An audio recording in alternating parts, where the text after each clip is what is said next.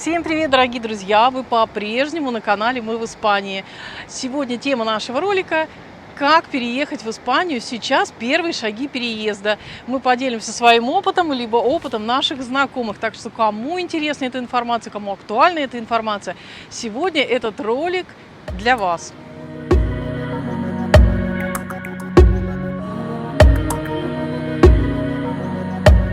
Привет, друзья! Первые шаги переезда. С чего начинать? Ну, первое, что нужно учесть, наверное, это финансовая составляющая. Первое, что нужно учесть, это нужно понять, что вы хотите. Поехать туристом, поехать студентом, поехать навсегда, поехать временно и так далее и тому подобное. Ну, надо понимать, что любое образование, любые документы, это стоит денег. Вы должны государству, то есть королевству Испании, показать, что у вас есть средства для любой визы, для визы нон-лукратива, для студенческой резиденции, станции. Королевство Испании запрашивает необходимую сумму денег, чтобы она у вас была на счетах. Ну и вообще для себя аренда жилья, медицинское страхование, либо вообще питание, проживание, тем более если вы с детьми, у вас должна быть определенная сумма денег. Поэтому первое, наверное, все-таки это финансы. А куда эту сумму положить? Заходите под видео, будет ссылка на один из банков, который открывает визу. Если вы даже въехали в Евросоюз по визе, вы можете открыть себе счет в этом банке. И, соответственно, если вы воспользуетесь этой ссылкой до 31 мая, я вам переведу 20 евро. Уникальное предложение такое. Ссылочка под видео. Вообще все полезные ссылки у нас всегда под видео, в первых сообщениях или под видео в описании. Так что обязательно там читайте. Для того, чтобы зарегистрироваться по этой ссылке, нужно еще соблюсти ряд условий.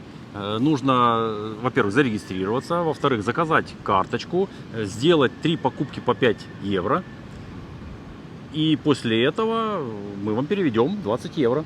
В общем, все легко и просто на самом деле. Поэтому для тех, кому это необходимо, пожалуйста, переходите в описании под этим роликом. Акция действует до 31 мая, не забудьте.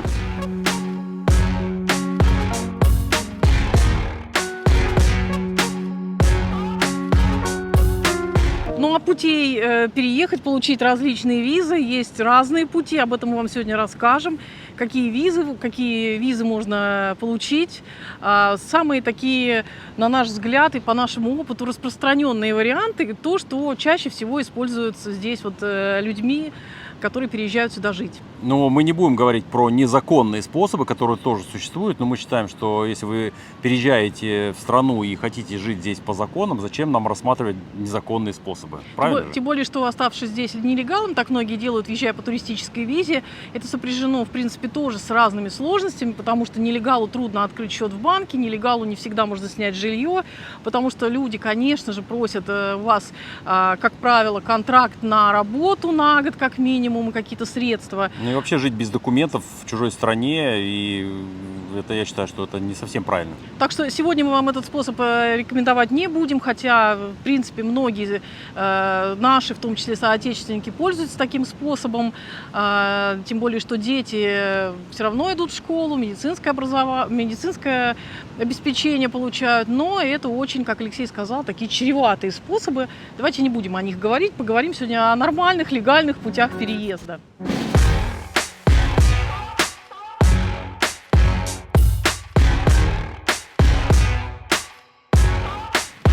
Все еще сохраняется возможность получения студенческой станции. Пример тому один наш хороший знакомый, вы его тоже знаете, если вы смотрите часто наш канал постоянно. Вот. И тому пример студенческая станция, то есть по-прежнему все еще можно получить студенческую станцию, обучаться в Испании. Что для этого надо? Для того, чтобы получить студенческую станцию, вам денежных средств, естественно, нужно значительно меньше, чем вы приезжаете по нон-лукратива. Во-первых, это все-таки не резиденция, а эстанция. Это временное нахождение на период учебы. Но получив студенческую станцию, вы ее в дальнейшем, закончив свое обучение, можете уже модифицировать, прожив здесь 3 года, модифицировать уже в какую-то визу, там, с правом на работу или без права на работу. Резиденцию. В резиденцию, да.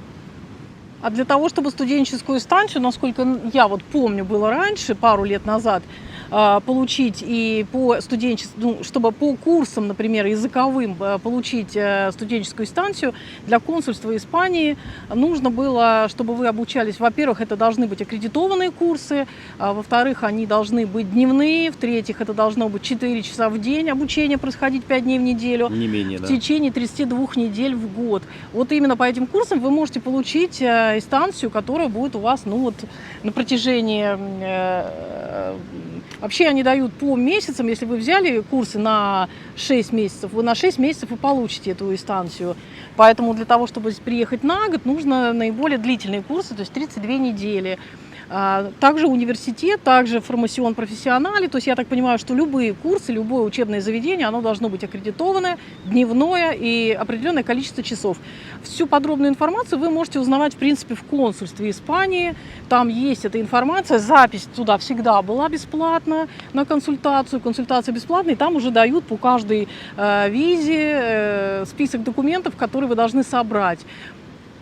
А если вы скажете, что нужно показывать деньги, а я не могу перевести, допустим, из России деньги в Испанию, то сейчас, на сегодняшний момент, есть различные способы.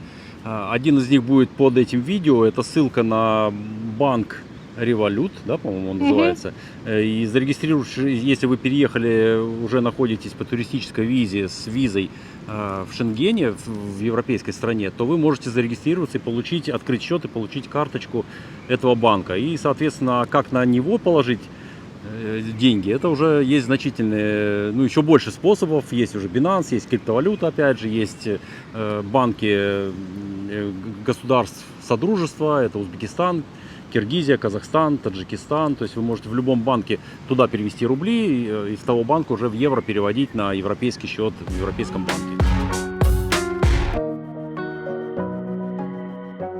Второй вариант резиденции – это очень такая, она, знаете, многочисленная. Здесь очень много людей именно приезжают по этой визе, по этой резиденции. Это темпорально лукратива, без права на работу. Что она дает? Она дает вам пребывание здесь неограниченное количество дней на территории Испании. Причем есть подаватель и есть его семья. То есть виза дается не только эта резиденция подавателю, просителю этой резиденции, но по ней получает резиденцию вся семья. Если у вас есть дети, соответственно, так вот муж, жена, дети, то есть все вместе. Эта резиденция, по этой резиденции вы обязаны находиться 183 дня, не менее 183 дней на территории Испании. Вы можете в остальные дни выезжать в другие страны Евросоюза и даже за пределы Евросоюза. По-моему, за 5 лет у вас должно набраться не более 10 месяцев отсутствия в Евросоюзе. Вы получаете первую такую резиденцию на год, потом на 2 года и еще на 2 года. Соответственно, через 5 лет вы можете получать ПМЖ, и через 10 лет общего нахождения по этой резиденции вы можете уже подавать на гражданство Испании. Для того, чтобы получить первоначальную резиденцию, опять-таки, список документов вы можете запросить в консульстве, абсолютно бесплатно вам дадут перечень. Так же, как собирать пакет документов, вы можете сами подавать, можете воспользоваться компаниями какими-то помогающими. Самое главное – это финансы, опять-таки, там есть определенная сумма, которую вы должны показать. И подавать нужно в своей стране. Подавать нужно в консульстве своей страны. Также вы должны показать, где вы будете жить. То ли вы снимаете жилье, то ли вы имеете свое жилье. Обязательно должна быть медицинская страховка на территории Испании. Компания, которая именно находится на территории Испании. Испанская компания должна быть страховая. К этому вы должны еще показать медицинские справки определенного образца, справки о несудимости, также из своей страны. Королевству Испании нужно знать, что у вас есть деньги, что вам есть где жить, что если у вас дети будут учиться в школе, оттуда берутся матрикулы, о том, что у вас нет каких-то опасных заболеваний, об этом выдается справка. И что вы не имеете судимости. Вот это самое главное. И самое важное, что сейчас в последнее время стали требовать еще пассивный доход для ноллукратива. Может быть, вы сдаете какую-то недвижимость, имеете какие-то еще дивиденды. И также нужно оплатить госпошлину и нужно заполнить заявление определенного образца. Мы первоначально пришли в консульство в Санкт-Петербурге, консульство Испании. Там мы пришли в какие-то часы, когда оказывается консультация бесплатная. Нам дали перечень документов, рассказали вот про эту визу темпорального лукратива, и мы собирали эти документы. Ну, первый раз мы подали, в 2016 году мы подали первый раз самостоятельно и сделали, ну, ряд ошибок. Так что если вы это делаете и не знаете, с какого бока подойти, то лучше воспользуйтесь Компания, которая помогает и делает всё Да, это дело потому за что вас. если у вас есть в испанском банке счет, вы должны тоже запросить там определенные документы, справки об остатке и справку о движении средств за год. Также вы, ну я не знаю, в других банках, мало ли, Евросоюза или другой страны, если есть средства, вероятно, то же самое надо запрашивать. И из медицинской страховой компании нужно тоже запросить, помимо полиса, определенные тоже 2 справки, которые нужно предъявлять в консульство. Вот этот пакет документов, в принципе, звучит иногда очень страшно для начала. На самом деле мы уже потом продлевались самостоятельно на 2 года. Ну, можно, не выезжая из Испании, то есть отсюда, здесь собираются уже не те документы, ну, не совсем те документы. То есть не надо медицинской справки, не надо, соответственно, справки о несудимости прикладывать. То есть уже гораздо проще и подаваться отсюда. Когда вы уже получаете положительный ответ из консульства, вам вклеивают в паспорт 3-месячную визу D, с которой вы въезжаете на территорию Испании и уже обращаетесь в полицию для того, чтобы получить карту резидента, тархету резидента. И для этого также оплачивается ТАССа, также заполняется заявление и показывается вот это вот разрешение, одобрение на получение резиденции. То есть все достаточно просто и недорого, главное. То есть госпошлины, они тоже очень недорогие. Но подробно мы на номерах заявлениях, на ТАССах останавливаться не будем. Мы вам рассказываем сам принцип, который вот действует еще для въезда в Испанию. И вы должны помнить, что когда вы уже получили резиденцию и живете в Испании, через полгода ваши водительские права вашей страны, ну, я имею в виду, вот если говорить про россиян, перестают действовать. То есть вы должны сдать на испанские права. Если у вас, по-моему, украинский обменивают, вот про Казахстан не могу Нет, сказать. Казахстан учились вместе с нами, белорусы тоже учились вместе с нами в Вот, так автошколе. что в основном вам придется заново закончить автошколу и получать права. Это первое. И если вы вдруг решили ввести свой автомобиль или какие-то личные вещи, то когда вы получили визу, вы беспошлинно можете любое количество своих личных вещей перевести в ту страну, ну, соответственно, в Испанию. Льготная растаможка. Льготная там, растаможка, да. И, по-моему, это в действует течение сейчас в года. течение года. Да. Раньше было полгода, а вот сейчас, по-моему, изменилось уже до года. Ну а если, друзья, у вас есть лишний миллиончик или 2 миллиона евро, то вы можете оформить визу инвестора. Ну, там свыше 500 тысяч евро, то есть вы можете купить недвижимость, насколько я понимаю, вот на эту сумму. Причем это может быть Не несколько одна. недвижимостей, да. Либо вложиться в какие-то государственные компании, я так понимаю, или может не только государственные компании Испании. Ну, наши соотечественники пользуются в основном приобретением недвижимости, обычно берут несколько объектов, то есть в одном живут, парочку сдают, и все это на сумму не менее 500 тысяч евро. Ну и там, конечно, льготы есть свои, то есть не надо идти в автошколу, учиться, права, в общем, они у вас актуальные остаются. Можно ездить туда-сюда неограниченное количество раз. Ну да, некоторые даже приезжают в Испанию, находятся малое количество дней, то есть можно вплоть до того, что там, по-моему, там несколько дней в Испании, а остальные дни уже уезжать в свою страну. То есть там не считают ваши дни, и, конечно, есть много льгот. Ну, мы подробно тоже сегодня останавливаться не будем. Наверное, есть специалисты, которые лучше это расскажут. Мы просто говорим, что такие варианты есть. Ну, кстати, сейчас вот я не знаю, наверное, выдаются еще, да, такие визы? Выдаются, да, потому что был слух, что вроде как нет. Потом нам написали, что нет, выдаются. Испания выдает. Так что лучше всего, конечно же, это консультироваться в консульстве, либо, вот я говорю, в компаниях, которые помогают собирать пакет документов для консульства. Они, конечно, знают все последние новости, все какие-то моменты, все цены, все документы, все. Поэтому мы рассказываем в целом. Ну, также есть рабочие визы. Приезжают многие, находят работодателя изначально, и по рабочим предконтрактам тоже получают свои резиденции с правом на работу уже. Да, но это тоже достаточно сложный способ, потому что нужно, во-первых, чтобы найти работу, нужно уже быть в этой стране, знать язык, а обычно, когда человек собирается переехать, он еще либо учит, либо еще только думает об этом, и, соответственно, хочется сначала приехать, осмотреться, а потом решать, нравится мне или не нравится. Поэтому, как Татьяна говорит, нужно всегда попробовать на своем, не спрашивать, как у кого-то, а попробовать на своем опыте приехать хотя бы по туристической визе, пожить какое-то время и уже для себя понять, нужно вам это или нет. Также есть еще возможность по воссоединению семьи, если уже есть у кого-то резиденция или ПМЖ, да, постоянное место жительства, можно, по-моему, или гражданство, то есть воссоединиться со своими родственниками, с детьми или с родителями, я не знаю. Но там тоже есть ряд сложностей, нужно иметь доход, нужно иметь средства, опять-таки, на которые, либо работу, трудовой контракт, насколько мне известно, насколько я слышала. То есть есть какие-то сложности. Мы видели людей, у которых действительно не все так просто воссоединиться, там не сразу удалось, и, не знаю, процесс, по-моему, еще длится.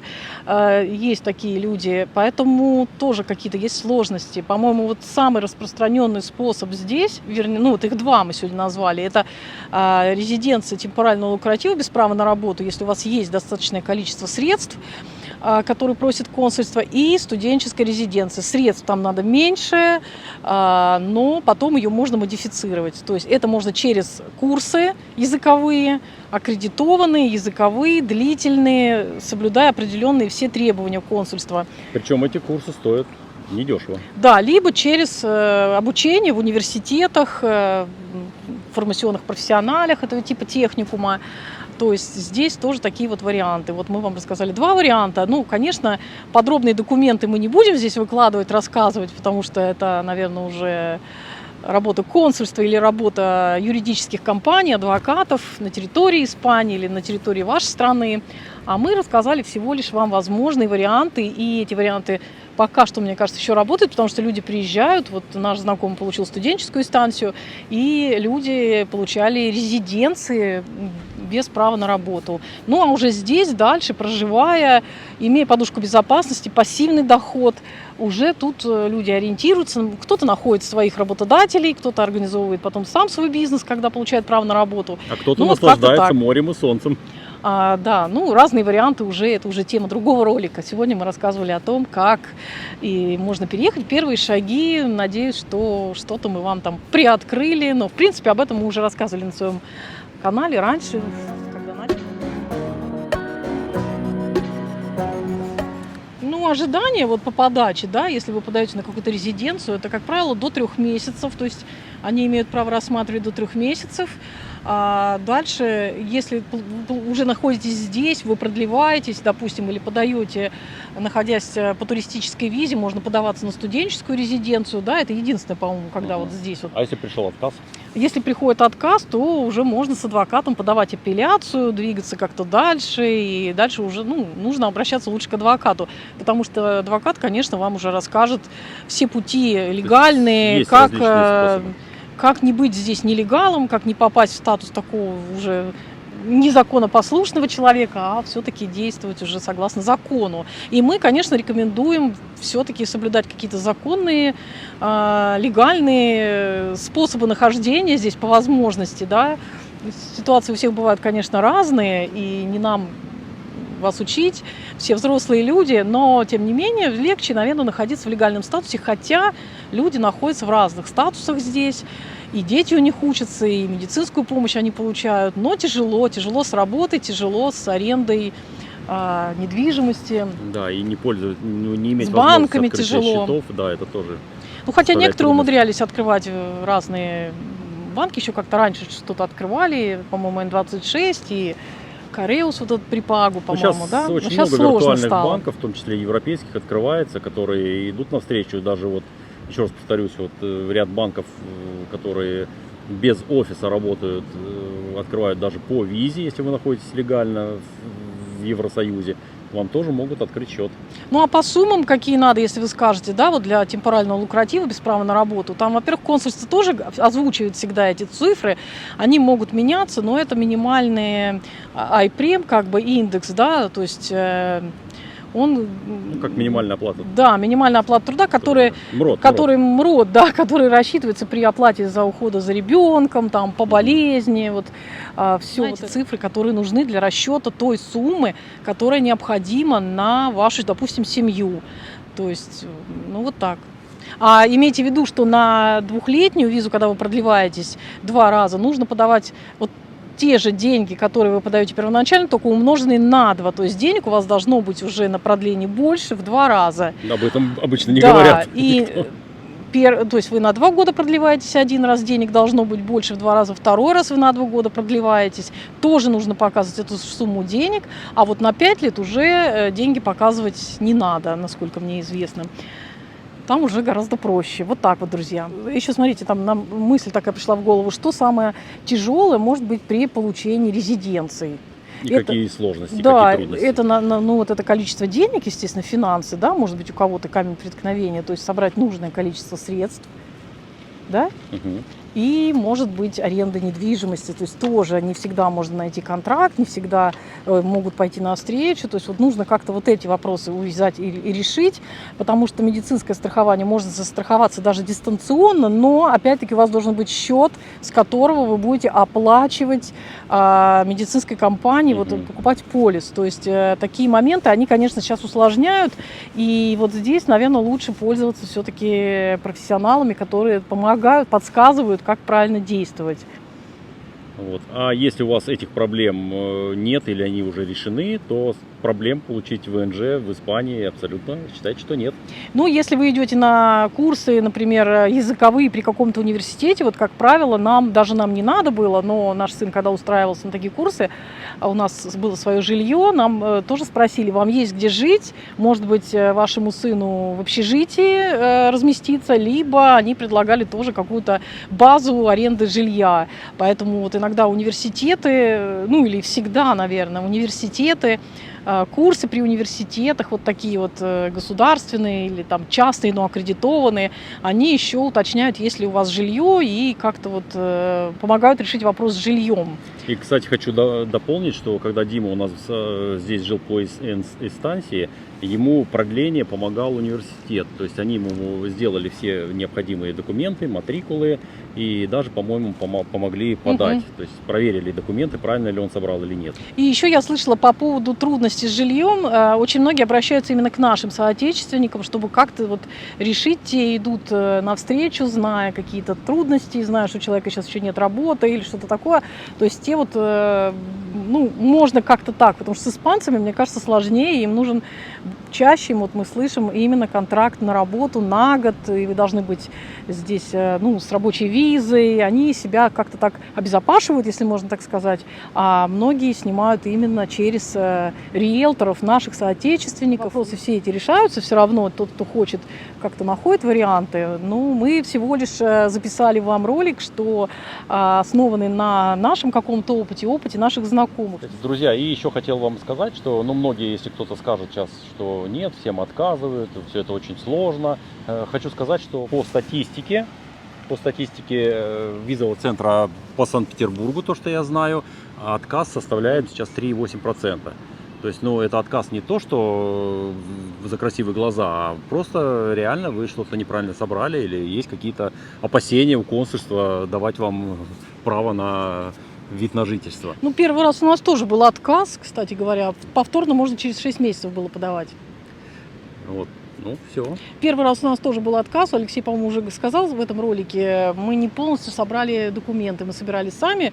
И один документ не взяли из банка. И у нас не было в медицинской страховке написано репатриация. Да, это тоже очень важно.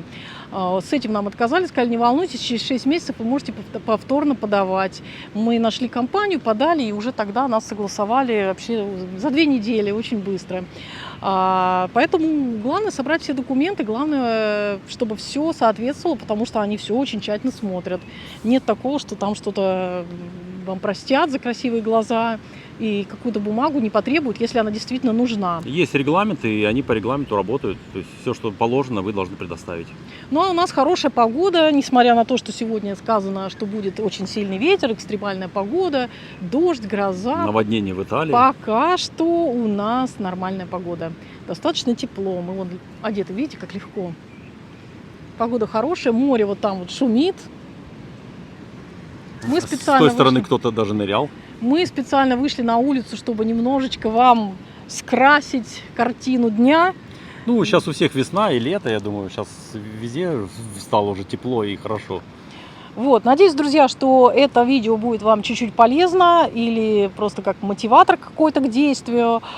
Смотрите здраво на жизнь, оценивайте свою ситуацию, оценивайте свои возможности, консультируйтесь со специалистами, действуйте согласно своим там каким-то желаниям, планам и так далее. Ну, желаем вам успеха, удачи в ваших начинаниях. Добра и позитива, как обычно. Да, встретимся вновь в наших роликах. Hasta luego, amigos. Адьос. До встречи. Пока-пока.